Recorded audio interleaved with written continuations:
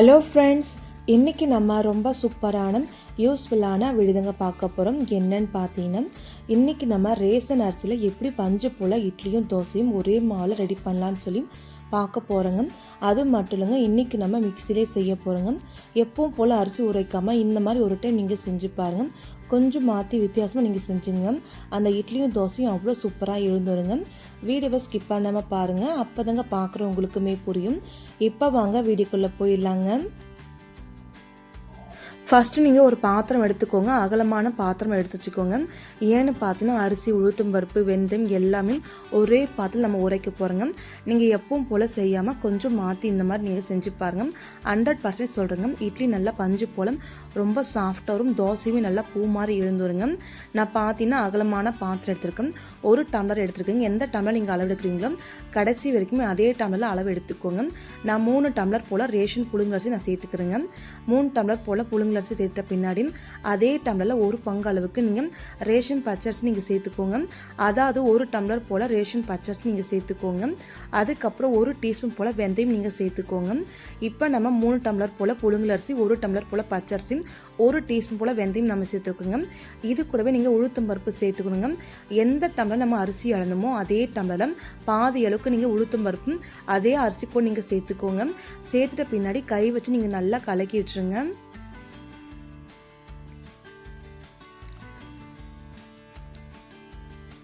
இப்போ நம்ம கை வச்சு நல்லா கலக்கி விட்டாச்சுங்க. இதை நீங்கள் நல்லா கழிட்டு வரணும். கரெக்டாக நீங்கள் பார்த்தீங்கன்னா ரேஷன் அரிசின்றதுனால ஒரு 5லேருந்து 6 டைம் போல் நல்லா தண்ணி ஊற்றிட்டு நல்லா க்ளீன் பண்ணிட்டு வந்துடலாங்க. இப்போ பாருங்கள், அரிசியை நம்ம நல்லா க்ளீன் பண்ணிட்டு வந்தாச்சுங்க. அதுக்கப்புறம் நீங்கள் என்ன பண்ணணுன்னு பார்த்தீங்கன்னா, கேஸ் ஸ்டவ்வில் ஒரு பாத்திரம் வச்சுக்கோங்க. அரிசி நீங்கள் ஊற வைக்கிற அளவுக்கு தண்ணி நீங்கள் வச்சுட்டு ஒரு 10 நிமிஷம் போல் சூடு பண்ணிக்கோங்க. நான் பார்த்தீங்கன்னா ஒரு 10 நிமிஷம் போல் தண்ணி சூடு பண்ணிவிட்டு ஒரு பாத்தில் ஊற்றி வச்சுருக்கேன். அந்த தண்ணி நீங்கள் டேரெக்டாக அரிசி கூட நீங்கள் சேர்த்துக்கலாங்க. நீங்கள் சுடு தண்ணி ஊற்றுறதுனால அரிசி எதுவும் வெந்து போகாதுங்க.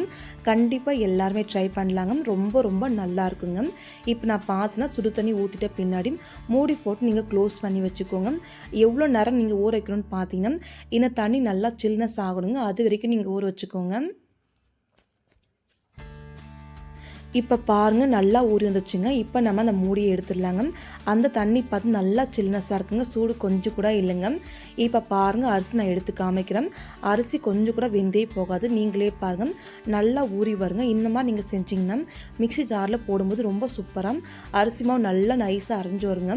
அது மட்டும் இல்லாமல் சாஃப்டான இட்லிக்கு இந்த மெத்தட் நீங்கள் கண்டிப்பாக ட்ரை பண்ணி பாருங்கள். அந்த தண்ணியை நான் பார்த்தீங்கன்னா கீழே ஊற்றிட்டேன். அரிசி மட்டும் வச்சுருக்குங்க.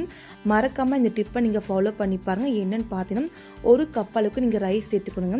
நீங்கள் வேக வச்சு எந்த ரைஸ் வந்து நீங்கள் சேர்த்துக்கலாங்க. 1 கப் அளவுக்கு பாருங்கள். அந்த ரைஸை நான் அதே அரிசி கூட அப்படியே நான் சேர்த்துக்கிறேன். நீங்கள் கை வச்சு நல்லா மிக்ஸ் பண்ணி விட்டுருங்க. அப்போ தான் இந்த அரிசி கூட சாதம் எல்லாமே பரவி கிடக்கும். இப்போ நீங்கள் இதை அப்படியே சைடில் வச்சுட்ட பின்னாடி ஒரு மிக்ஸி ஜார் நீங்கள் எடுத்துக்கோங்க. மிக்ஸி ஜாருக்குள்ளே நீங்கள் எந்த அளவுக்கு அரிசி போட்டு அரைப்பீங்களோ அந்த அளவுக்கு மட்டும் நீங்கள் அரிசி நீங்கள் சேர்த்துக்கோங்க. பாருங்கள், நான் அரிசி எல்லாமே நான் சேர்த்துருக்கேன். நீங்கள் மிக்சியில் அரைக்கும் போது கொஞ்சம் கொஞ்சம் தண்ணி ஊற்றி நீங்கள் அரைச்சிக்கோங்க. இல்லை ரொம்ப கெட்டினா அரைக்காதுங்க. கொஞ்சம் கொஞ்சமாக தண்ணி ஊற்றி நல்லா நைஸாக நீங்கள் அரைச்சிக்கலாங்க. இப்போ பாருங்கன்னா, இதை அரைச்சிட்டு காமிக்கிறேன் எந்த அளவுக்கு நான் அரைச்சிருக்கேன்னு சொல்லிவிட்டு. அது மட்டும் இல்லாமல் ஊறச்சு நம்ம செய்யறதுனால சீக்கிரமாக மிக்ஸி ஜாரில் நைஸாக அரைஞ்சிருங்க. கவலையே பட தேவையில்லை. இப்போ நான் பார்த்தீங்கன்னா அரைச்சிட்டுங்க. அரைச்சி மாவு நீங்களே பாருங்கள் எந்த அளவுக்கு நான் தண்ணி ஊற்றிக்கிட்டு நம்ம எப்படி கிரைண்டரில் அரைக்கிறோமோ, எப்படி நம்ம மாவு மில்லில் அரைக்கிறோமோ அந்த அளவுக்கு நைஸாகவும் நல்லா கெட்டியாகவும் நமக்கு கிடைக்குங்க. கண்டிப்பாக இந்த மெத்தட் எல்லாருமே ட்ரை பண்ணி பார்க்கணுங்க. இப்போ நான் பாருங்கள் இந்த அளவுக்கு நைஸாக அரைச்சிருக்கேன். இந்த அளவுக்குமே நீங்கள் நைஸாக அரைச்சிட்டு பார்த்தீங்கன்னா ஒரு பாத்திரத்துக்குள்ள இந்த மாவை நம்ம மாற்றி வச்சுக்கலாங்க.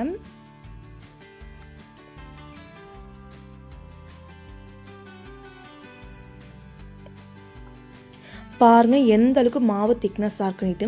நீங்கள் கடையில் கிரைண்டரில் போட்டு அரைப்பீங்க இல்லையா, அதே மெத்தடில் அப்படியே இருக்குங்க. கொஞ்சம் கூட மிக்சியில் அரைச்சின்னு சொன்னால் யாருமே நம்ப மாட்டாங்க. அவ்வளோ சூப்பராக இருக்கும்.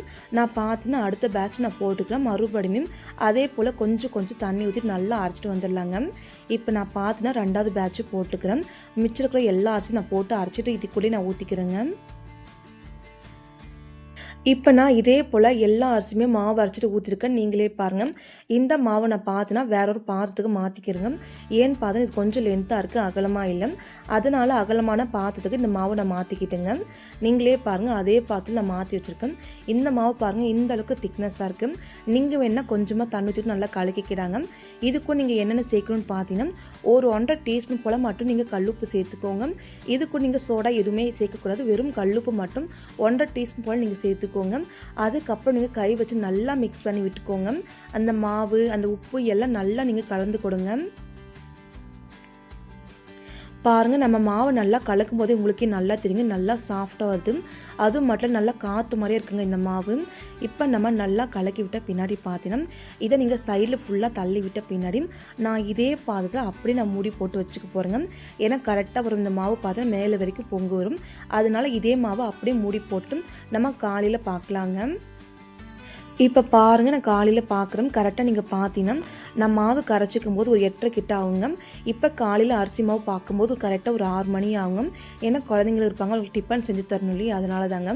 இப்போ கரெக்டாக 6 மணி போல் இருக்குது. அந்த மூடி ஃபுல்லாகவே மாவு நல்லா பொங்கி வந்திருக்கு. கீழே எதுவுமே சிந்த கிடையாதுங்க. ஒரு கரண்டி வச்சு லைட்டாக நீங்கள் எடுத்து பாருங்கள். இந்த அளவுக்கு மாவு நல்லா புளிச்சு வந்திருக்குங்க. நல்லா நீங்கள் பார்க்கும்போது உங்களுக்கே தெரியும்னு நினைக்கிறேன். ரொம்ப சூப்பராக புளிச்சு வந்திருக்கு. இதை நீங்கள் நல்லா கலக்கிட்டு பாதி அளவுக்கு மாவு மட்டும் ஒரு பாத்துக்கு நீங்கள் மாற்றி வச்சுக்கோங்க. அதுக்கப்புறம் உங்களுக்கு எந்த அளவுக்கு தண்ணி தேவையும் அந்த அளவுக்கு நீங்கள் கலக்கி வச்சுக்கோங்க. நான் பார்த்தீங்கன்னா ஒரு பாத்தில் மாவு கொஞ்சமாக மாற்றிட்டு தண்ணி மட்டும் ஊற்றி நான் கலக்கி வச்சுக்கோங்க. இதுக்கு நீங்கள் தேவைப்பட்ட பிஞ்சளவுக்கு நீங்கள் ஆப்பசோட சேர்த்துக்கலாங்க. அப்படிலாம் நீங்கள் விட்டுருலாங்க. நான் எதுவுமே சேர்த்து கிடையாது. வெறும் தண்ணி மட்டும் கொஞ்சமாக சேர்த்துட்டு இட்லி பதத்துக்கு நல்லா மாவை கலக்கி விட்டுக்கணுங்க. கரெக்டாக நீங்கள் இந்த டிப்பை நீங்கள் யூஸ் பண்ணுங்கள். என்னென்னு பார்த்தீங்கன்னா, நீங்கள் இட்லி ஊற்ற போகிற தோசை ஊற்றி போகிறீங்கன்னா ஒரு 10 நிமிஷத்துக்கு முன்னாடியே மாவை நீங்கள் தண்ணி ஊற்றி நல்லா கலக்கி வச்சுக்கோங்க. அதுக்கப்புறம் இடையில நல்லா மாவு புளிச்சுருங்க. அதுக்கப்புறம் நீங்கள் இட்லி தோசை எது வேணாலும் ஊற்றினாலே நல்லா பஞ்சு போல் காற்று மாதிரி சூப்பராக வருங்க. இப்போ நான் பார்த்தீங்கன்னா மாவை நல்லா கலக்கி வச்சுட்டேன். ஒரு நம்ம இட்லி பாத்திரம் தண்ணி வச்சுட்டு அது கூட ஒரு கப்பு வச்சுக்கிட்டேங்க. எதுக்காக நான் கப் வச்சுக்கிட்டு பார்த்தீங்கன்னா, அந்த தண்ணி மேலே வரைக்கும் பொங்கி வராமல் இருக்க அந்த கப்பு வச்சுருக்குங்க. அதுக்கப்புறம் நீங்கள் இட்லி தட்டு எடுத்து அந்த துணி நல்லா நனைச்சிட்டு அந்த துணி அது மேலே நீங்கள் போட்டுக்கோங்க. அதுக்கப்புறம் எப்பவும் போல் இட்லி தட்டில் மாவு நீங்கள் ஊற்றிக்கோங்க.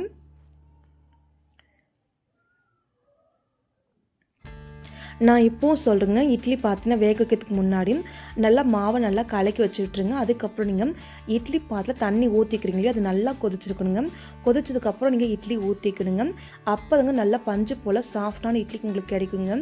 இப்போ நம்ம இட்லி மாவு ஃபுல்லாக ஊற்றிருக்கோம். நீங்கள் பாருங்கள். இப்போ நம்ம மூடி போட்டு க்ளோஸ் பண்ணிவிட்டு கரெக்டாக நீங்கள் ஒரு 10 நிமிஷம் போல் மட்டும் நீங்கள் வேக வச்சுக்கோங்க. ரொம்ப சூப்பராக பஞ்சு போல் வெந்து வருங்க.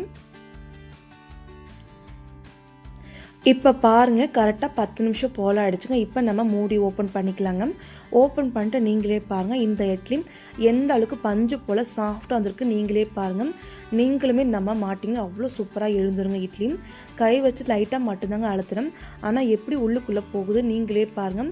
அவ்வளோ சூப்பரான பஞ்சு போல் இட்லி கண்டிப்பாக எல்லா பெண்களுமே நீங்கள் ட்ரை பண்ணி பாருங்கள். 100% சொல்கிறேங்க, அந்த இட்லி பஞ்சு போல் சூப்பராக வருங்க. இப்போ நான் பார்த்தீங்கன்னா இட்லி தட்டு எடுத்து கீழே வச்சுக்கிட்டேன். லைட்டாக மட்டும் நீங்கள் மேலே தண்ணி தெளித்து விடுங்க. அதுக்கப்புறம் நீங்கள் ஒரு தட்டு எடுத்துக்கோங்க.